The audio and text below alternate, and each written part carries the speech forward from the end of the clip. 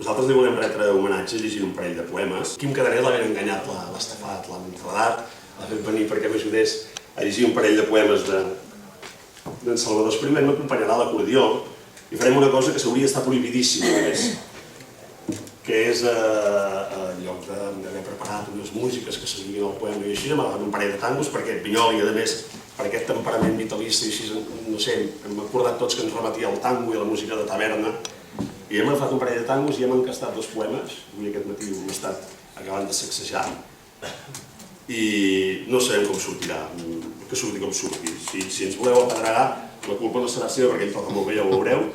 No serà la culpa del text tampoc, perquè el text és fantàstic de dalt a baix. Jo faré el que podré perquè em sento com el cantant de la Salvatana en lloc de com un Repsol, però en fi, serà el que hi ha. El primer poema és un poema que es titula Sum Lacrimae Rerum, i no us espanteu pel títol. Sum Lacrimae Rerum és una llatinada que ve a dir que les coses tenen llàgrimes també. I aquí surt Tamariu, Begur, Pals, i veureu la tortura interna, el debat, l'esqueixament que hi ha entre allò que Vinyoli voldria ser i allò que Vinyoli sent, la pulsió vital, per la vida, diguem-ne, podria ser un home discret, un poeta de més simbolista, un poeta pur, un poeta molt pulcre, però el guanya la vida, i té una batalla un pols amb ell mateix de manera permanent. Mestre?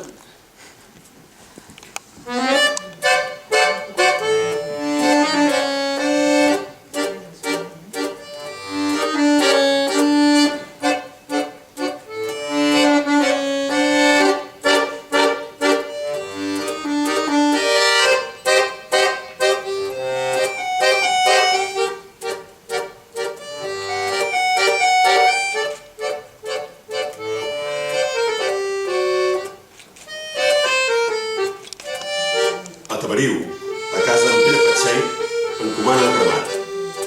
Veurem a poc, alhora que la mar s'agrisa. Ploren les coses, plora el temps, plora la vida no viscuda, plora també la vida que hem viscut. Sum Lacrimae Rerum.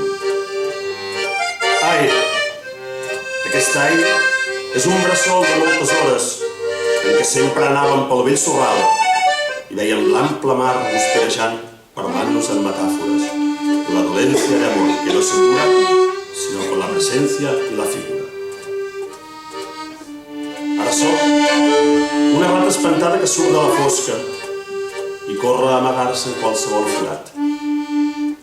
Però quan em recordo dels amics que han mort, irremissiblement, els insubstituïbles, em torno un girassol que puja d'un femer i fa com un que parla amb entelada veu en una tarda càlida d'estiu davant el somriure dels morts que se'n fan propers.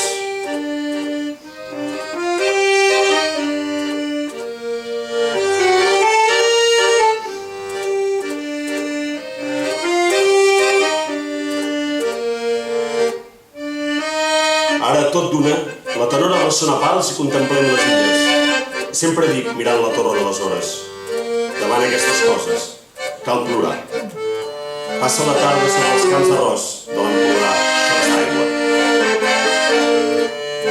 És tard, és hora de tornar a Begur en l'autocar que ens deixarà a la plaça. Anem al bar i prenguem l'aperitiu amb cloïsses ben amanides, amb llimona i pebre. Cau la nit fantasmagòrica del rei Begur que senyoreja el castell. La nit dels fars i de les barques a l'encesa del cel altíssim estelat. Tot gira volta com en un parc d'atraccions, però tu i jo vivim el botó de la roda on és imperceptible el moviment.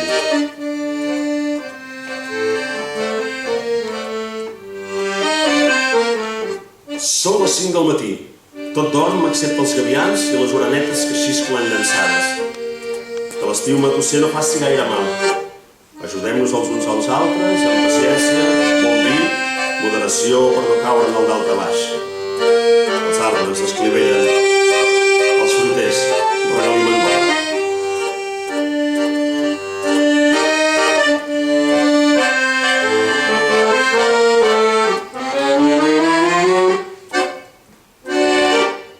Tenim un últim poema.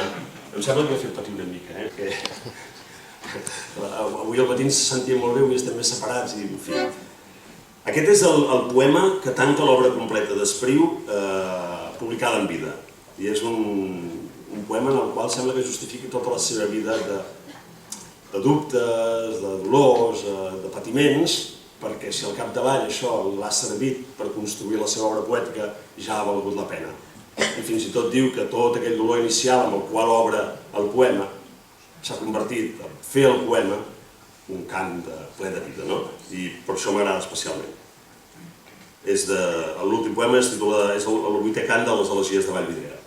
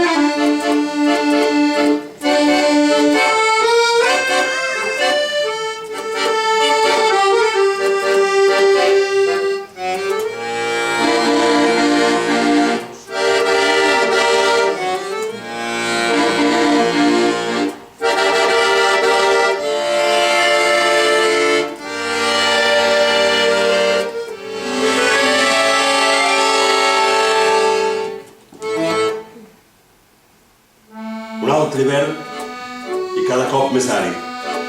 Al fons de l'avinguda, el pomerà s'ha tornat una taca de silenci lilós que ja no esquinça cap lladruc per l'orellar, que es va apagant de pressa. Adéu, adéu. Embriagat a flaires, de fum de llenya al bosc i de resines, encenc la salamandra del record, que tira bé. No enterboleixo. Veig per clivelles al mur naixent-se d'albes antigues que no van arribar a ser ple dia mai. Tot l'enderroc dels anys, allà i aquí, trossos de marbre, focs, vells arbres secs, i en moltes vies mortes, trens aturats. Soc una golfa plena de mals endreços, però cap soroll ningú no sentirà quan la devasti la màquina del temps. Que un dia algú va entrar-hi brusc, transfigurant-la tota, i amb tanta llum que vaig quedar-me sec, però evident que alguna cosa certíssima. Esteu fix mirant-me fit en la foscor. D'ençà d'aquell accés, totes les coses se'n canvien sempre en altres de millors, insòlites, xerrocs en diamants, ciridals amb campanes tocant a festa, si agulles de cosir en parellams de serp, si cavallets de fira en constel·lacions.